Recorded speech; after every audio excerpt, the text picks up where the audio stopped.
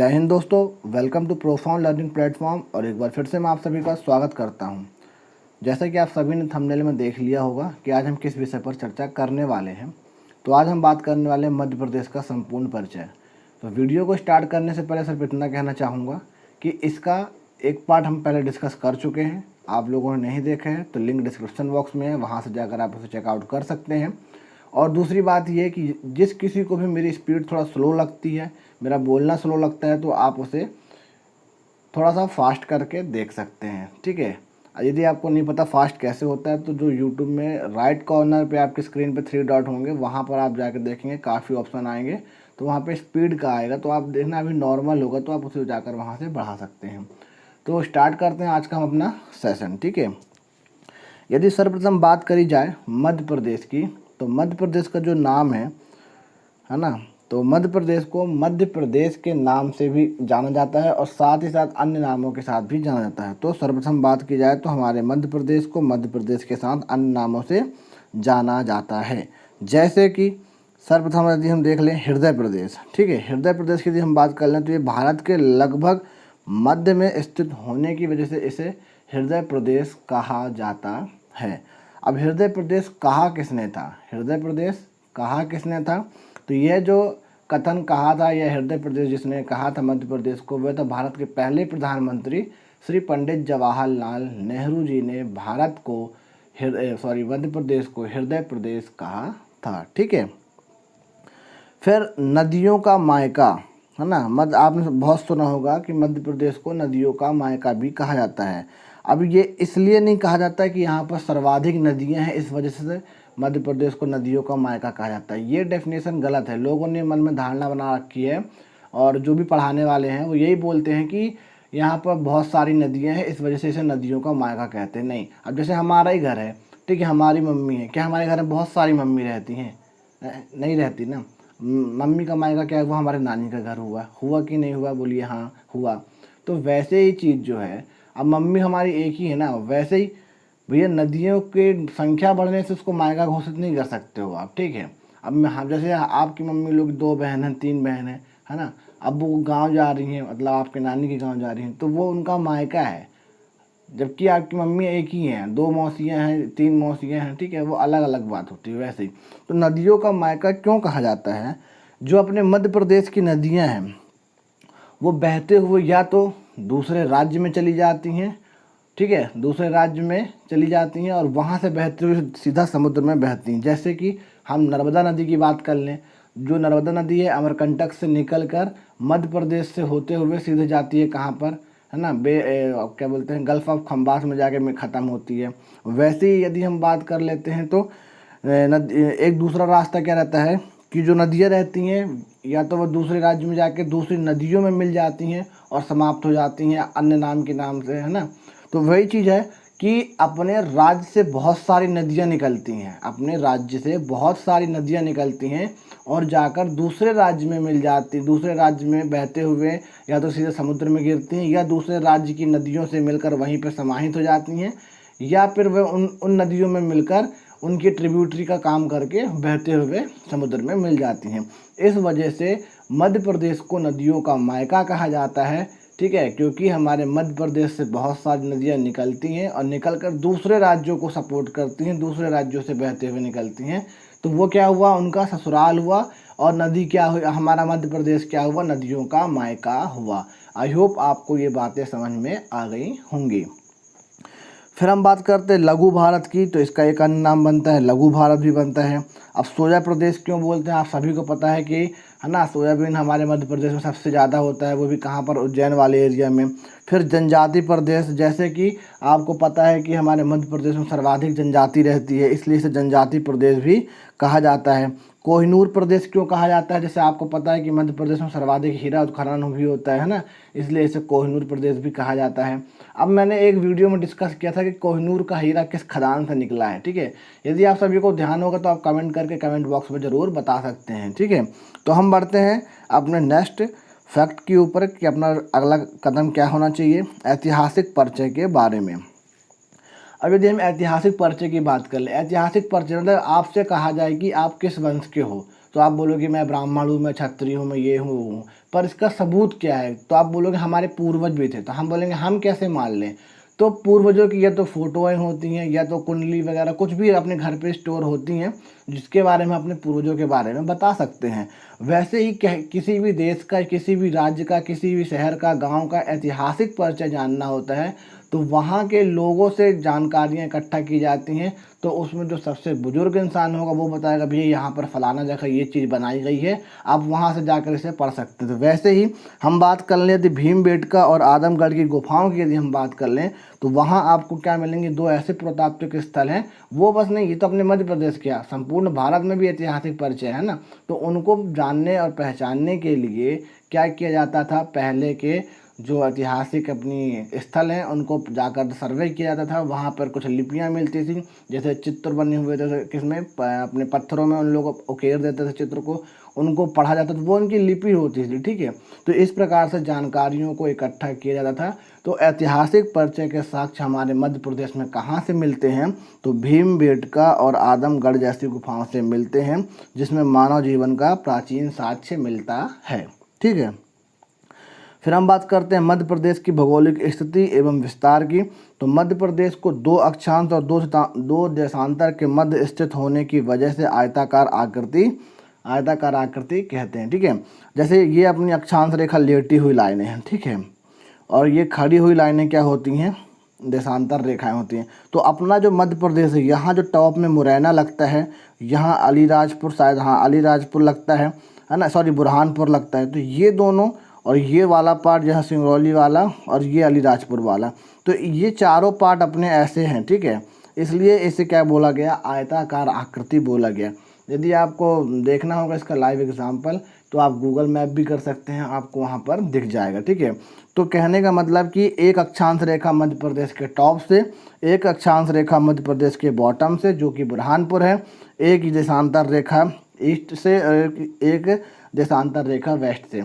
ठीक है, तो ये इस वजह से मध्य प्रदेश इस आयताकार के अंदर के होने की वजह से इसे आयताकार आकृति भी कहा जाता है। ठीक है, फिर हम बढ़ते हैं विषुवत रेखा के ऊपर। तो विषुवत रेखा से उत्तर की ओर होने पर, अब विषुवत रेखा क्या है? अपनी 0 डिग्री अक्षांश रेखा को हम क्या कहते हैं? मध्याह्न रेखा, या क्या बोलते हैं, सॉरी भूमध्य रेखा, या अपन विषुवत रेखा कहते हैं। ठीक है, तो 0 डिग्री से उत्तर ये हो गया और दक्षिण ये हो गया। तो हमारा जो मध्य प्रदेश है, मध्य प्रदेश उसकी बात नहीं है। ठीक है, हमारा भारत भी 0 डिग्री से उत्तर की ओर है। ठीक है, हमारा भारत भी 0 डिग्री से, क्योंकि अपना ये वाला जो पार्ट है ना, ये ऐसे काउंट होता है। यहाँ पास अपना अंडमान निकोबार है, यहाँ से काउंट किया जाता है। ठीक है, यहाँ पर होता है 0 डिग्री, तो अपना काउंट यहाँ से होता है। तो मध्य प्रदेश जो है विषुवत रेखा से उत्तर की ओर होने पर यह 21 डिग्री 6 मिनट उत्तरी अक्षांश से 26 डिग्री 30 मिनट उत्तरी अक्षांश तक स्थित है। अक्षांश में अगर देखा जाए तो अक्षांश में जो मध्य प्रदेश की स्थिति है वह 21 डिग्री 6 मिनट से 26 डिग्री 30 मिनट उत्तरी अक्षांश तक है। यदि हम देशांतर विस्तार की बात कर लें तो 74 मिनट। ठीक है, देशांतर विस्तार क्या होता है? ये जो ऐसी अपनी ग्लोब पर काल्पनिक रेखाएं हैं उनको हम देशांतर रेखाएं बोलते हैं। ठीक है, तो 74 डिग्री 9 मिनट पूर्वी देशांतर से 82 डिग्री 48 मिनट पूर्वी देशांतर पर यह स्थित है। ठीक है, पूर्वी देशांतर ये 0 डिग्री अपनी देशांतर रेखा है, इधर का भाग अपना और इधर का भाग अपना। ठीक है, तो इस चीज़ों को देखकर हम चलते हैं। फिर हम बात कर लेते हैं उत्तरी अक्षांश। ठीक है, अभी जैसा कि मैंने आपको आयताकार आकृति बताया था ना, तो उत्तरी अक्षांश उत्तरतम बिंदु, तो मध्य प्रदेश का जो उत्तरी अक्षांश कहाँ पर टच होता है और उत्तरी बिंदु कौन सा है? तो उत्तरी अक्षांश भी मुरैना है और उत्तर का जो बिंदु है, ठीक है ना, सबसे नॉर्थ में जो अपना मध्य प्रदेश का शहर है या ज़िला है जो भी है वो है मुरैना। ठीक है, टॉप में अपना क्या है? मुरैना, जैसा कि अभी आपसे मैंने बताया था। फिर हम बात करते हैं दक्षिणी अक्षांश या दक्षिणी बिंदु की, जो अभी मैंने बताया बॉटम में जो था बुरहानपुर। फिर हम बात करते हैं पूर्वी देशांतर या पूर्वी बिंदु की, तो यहाँ पर क्या था? सिंगरौली था। और पश्चिमी देशांतर या पश्चिमी बिंदु की बात कर लें तो अलीराजपुर। तो ये अपना बना दिया क्या? आयताकार आकृति। इसलिए मैं आपसे बोल रहा कि मध्य प्रदेश जो है एक आयताकार आकृति में स्थित है। ठीक है, फिर हम बढ़ते हैं सीमा निर्धारण के ऊपर। अब सीमा का निर्धारण कैसे, ये क्या है, भौगोलिक स्थिति की वजह से ये सीमा का निर्धारण है। जैसे कि उत्तर में क्या है, चंबल नदी है, उत्तर में क्या है, चंबल नदी जो उत्तर प्रदेश और मध्य प्रदेश के बीच बहती है, ठीक है। फिर दक्षिण में क्या है, दक्षिण में ताप्ती नदी है, क्या है, दक्षिण में ताप्ती नदी है। फिर पूरब की यदि हम बात कर लें तो पूरब में क्या है, मैकाल पर्वत होगा, यहाँ पे सॉरी नदी नहीं होगा, मैकाल पर्वत होगा।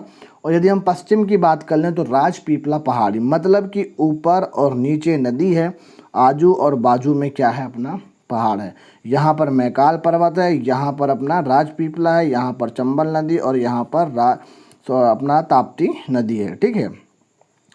फिर हम बढ़ते हैं कर्क रेखा के ऊपर। अब कर्क रेखा क्या है ना, तो 23.5 डिग्री को, 23.5 डिग्री नॉर्थ को हम क्या कहते हैं, कर्क रेखा। 23.5 डिग्री अक्षांश रेखा को हम कर्क रेखा कहते हैं।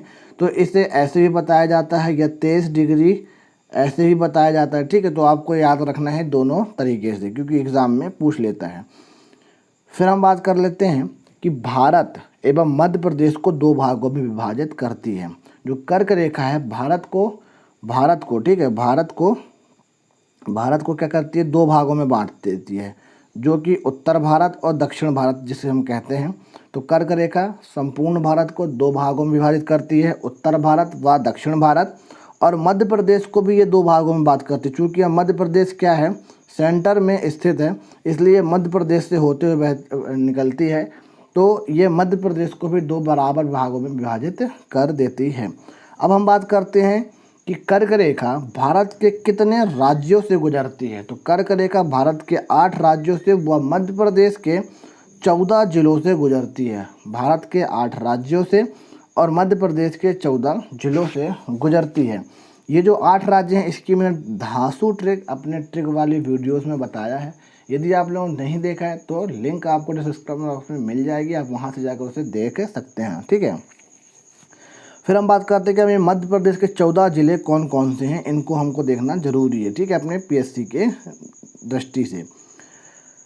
तो यदि हम पश्चिम से पूर्व, मतलब ये अपना पश्चिम है वेस्ट और ये है ईस्ट, यदि हम पश्चिम से पूरब की ओर चलें तो सबसे पहले पड़ता है रतलाम। रतलाम से हम पहुंच जाते हैं उज्जैन, उज्जैन से आ जाते हैं आगरमालवा। अब आप थोड़ा सा ध्यान रखिएगा, पहले शाजापुर होता था, परंतु शाजापुर से अलग हो गया है आगरमालवा। तो शाजापुर हट गया है और ये आगरमालवा आ गया, ठीक है। तो रतलाम, उज्जैन, आगरमालवा, फिर राजगढ़, फिर ये भोपाल, सीहोर, विदिशा, रायसेन, सागर, दमोह, कटनी, जबलपुर, उमरिया, अनूपपुर। यदि आप देखेंगे रतलाम पढ़ेंगे तो आपको ऑटोमेटिक उज्जैन आपके दिमाग में ध्यान में आएगा, और उज्जैन आपने पढ़ा तो आगरमालवा आपको अपने आप ध्यान में आएगा। फिर जैसे ही आप राजगढ़ पहुंचते तो आपको पता चल जाता है कि राजगढ़ तो भोपाल में आता है। तो राजगढ़ जैसे आप पहुंचेंगे तो राजगढ़ से आपको भोपाल याद आएगा। भोपाल जैसे ही पहुँचे तो आपको पता चलेगा सीहोर, तो सीहोर और विदिशा आपको तुरंत याद आएंगे। फिर हम बात कर लेंगे रायसेन की, और जैसे ही आप सागर पहुँचे तो सागर से लगा दमोह है, और दमोह से लगा कटनी, और कटनी से लगा जबलपुर, फिर ये उमरिया और अनूपपुर, ठीक है। इतनी बातें आपको ध्यान में रखनी है।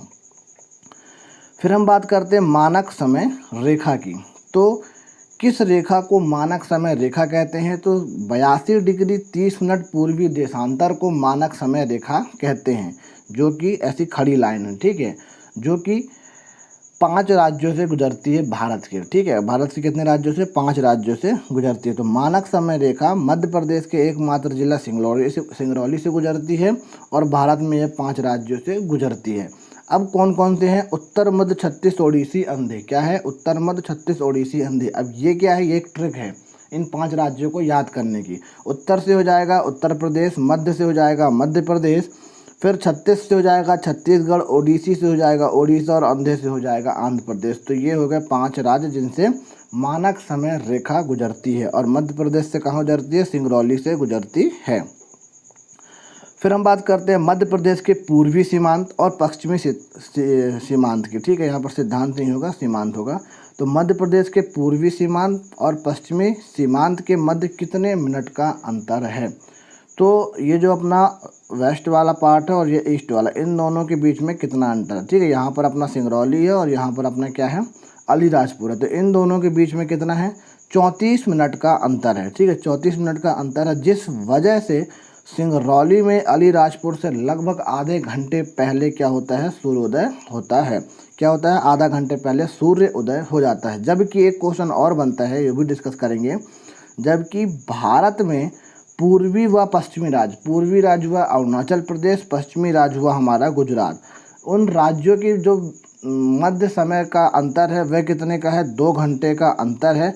जिस वजह से अरुणाचल प्रदेश में गुजरात की अपेक्षा 2 घंटे पहले सूर्य उदय हो जाता है। ठीक है, ये अपनी बात यहाँ पर कंप्लीट हो गई। आपको समझ में आ रहा होगा, समझ में आ रहा तो वीडियो को सब्सक्राइब जरूर करें और अपना दोस्तों में से ज़्यादा शेयर करें, और हो सके तो अपने स्टेटस में भी लगाइए, थोड़ा सा सपोर्ट करना है हमारा। ठीक है, ताकि ये और भी लोगों तक पहुंच सके। ठीक है, फिर हम बात करते हैं भारत के कुल क्षेत्रफल की। तो भारत का कुल क्षेत्रफल है 32,87,263 वर्ग किलोमीटर, जिसमें से शीर्ष या टॉप 3 जो लैंड एरिया वाले स्टेट हैं उनकी हम बात कर लें तो शीर्ष 3 बड़े राज्यों की हम बात कर लें। पहले स्थान पर आता है राजस्थान, जिसका एरिया है 3,42,239 वर्ग किलोमीटर, और दूसरे स्थान पर आता है अपना क्या, मध्य प्रदेश, जो कि है 3,08,252 वर्ग किलोमीटर।